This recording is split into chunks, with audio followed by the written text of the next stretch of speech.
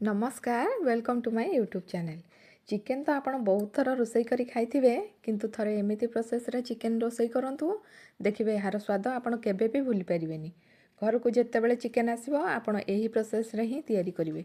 चलंतु आज रो delicious chicken आलू तरकारी रो रेसिपी स्टार्ट करबा। सेथि पई एठी मु 750 ग्राम रो चिकेन को भलो भाबरे 3 रु 4 थर धोई कि नै आसीची। सेथिरे 1/4 टीस्पून लूण 1/4 टीस्पून हळदी गुंड देइतबा। अधा छोट चामच दबा अदा रसुण पेस्ट गोटे बड़ चामच सोरिष तेल देकी ताको भल भाव में हाथ में मिसई नवा 4 रु 5 मिनिट पर्यंत। एमिति करने द्वारा चिकेन आइंसिया स्मेल एथुरु पळेइबो आउ चिकेन बहुत बढ़िया से सॉफ्ट हो तरकारी जितेबाला तैयारी करबा बहुत इजिली आमर चिकेन सीझीजिवो। बहुत समय धरिकी ताको सीझीबार आवश्यकता आमर नाही।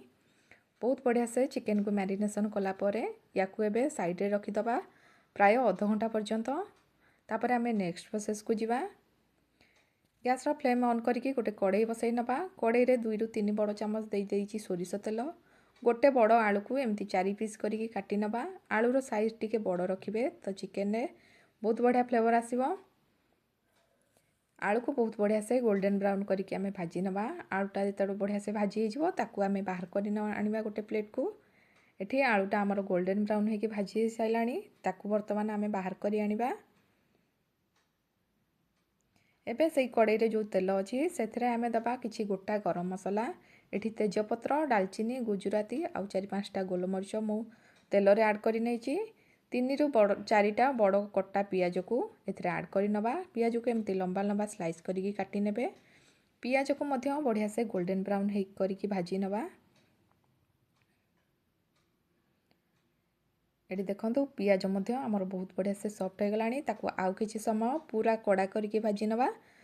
मसला रे पियाज फ्लेवर बहुत बढ़िया आसीबो ग्रेवी रे। पियाजटा को एमिति पूरा क्रिस्पी करके भाजीबा। एथिरे ऐड करबा 2 बड़ चामच अदा रसुण पेस्ट। बहुत किछि मसला एथिरे आमे ऐड करबानी बेसिक मसला रे ही एई चिकेन तरकारी प्रस्तुत करबा। अदा रसुण को पेस्ट को मध्य पियाज संगे रे बहुत बढ़िया से कसी नबा।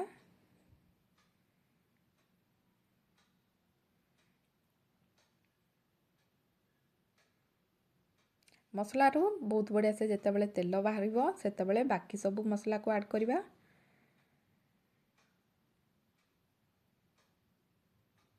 एडी देखंतु मसला रू बहुत बढ़िया से तेल बाहरी गलानी।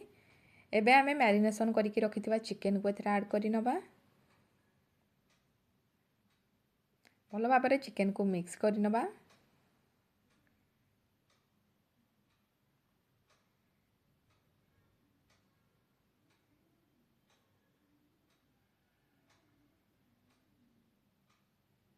चिकेन जेतेबेले मसला संगे बहुत बढ़िया से मिसी जीवो एबे ताको कवर बंद करके 4 रु 5 मिनिट पर्यंत मीडियम फ्लेम रे छाड़ी नबा। एडी देखंतु 4-5 मिनिट पर चिकेन बहुत बढ़िया से मसला रे मिसी गलानी आउ चिकेन रु तेल छाड़िबा मध्य स्टार्ट हो गलानी। आउ 2 रु 3 मिनिट पर्यंत ताको बढ़िया से कसी नबा।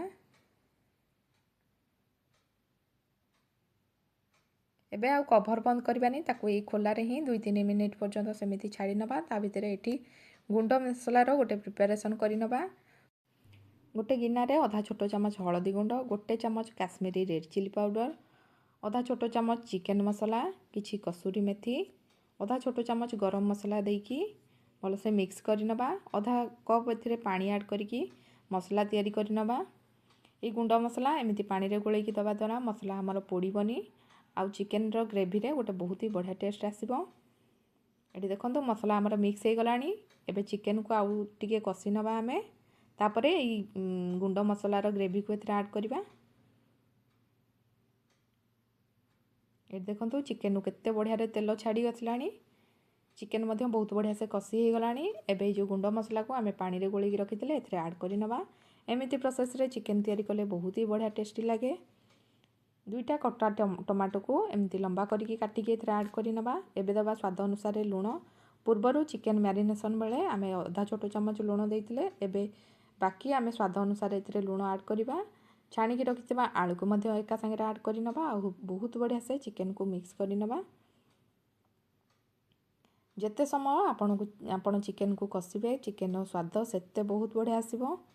एठी देखंतु चिकेन बहुत बढ़िया से कसी गलानी। तेल मध्य चारि साइड रू बहुत बढ़िया से बाहरी आसलानी। एबे गैस रो फ्लेम को पूरा हाई करके चिकन को आउ 2-3 मिनिट पर्यंत कषि नबा।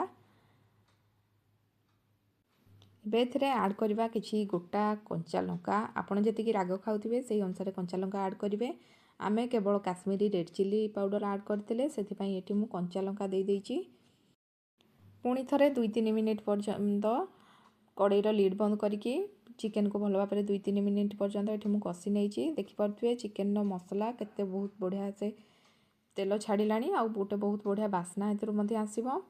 एतेबेले एथिरे दबा आमे किछि गरम पानी को गरम करके देबे, ठंडा पानी जमा भी देबेनी। गरम पानी दबा द्वारा आमर ग्रेवी रे गोटे बहुत बढ़िया कलर आसे आ ग्रेवी रो टेक्सचर मध्ये बहुत बढ़िया आसे। एटी गरम पानी ऐड करके पुणी मिसई दबा भल भाव चिकेन आलू सहित गरम पानी सहित। चिकेन को आमे टिके ग्रेवी रखिबा, बेसी सुखिला कषा करबानी। पाखापाखि 2 ग्लास गरम पानी एथिरे मु ऐड करि नेछि। एबे ताकू कवर बंद करके फुटिया पाई छाड़ी नबा। चिकेन टा आमर बहुत बढ़िया से मैरिनेशन हेइतिला, बहुत शीघ्र सिझी जिवो, बेसी टाइम मध्ये लागिबनी। 10 रु 15 मिनिट भितर चिकेन आमर सिझिकी रेडी हेजिवो। मझिरे मझिरे ताकू एमिति गोळी घांटू थिबा जेमिति चिकेन टा चारि साइड रो आमर बढ़िया से सिझी जिवो। एबे आमर सुपर टेस्टी चिकेन आलू तरकारी पूरा रेडी हो जाइछि। एबे गैस रो फ्लेम को आमे ऑफ कर दवा। लास्ट रे ऐड करबा गोटे चम्मच गुंड गरम मसला आ किछि कोटा धनिया पत्र एथिरे ऐड करि नबा। भल भाबरे मिक्स करि नबा तरकारी को। जदि आज रही चिकेन रेसिपी आपन को पसंद आसे, वीडियो को लाइक शेयर और चैनल को सब्सक्राइब कर देबे। पुणी देखा हबो गोटे नुआ रेसिपी सहित, सेतेबेले जाय रहूची। नमस्कार।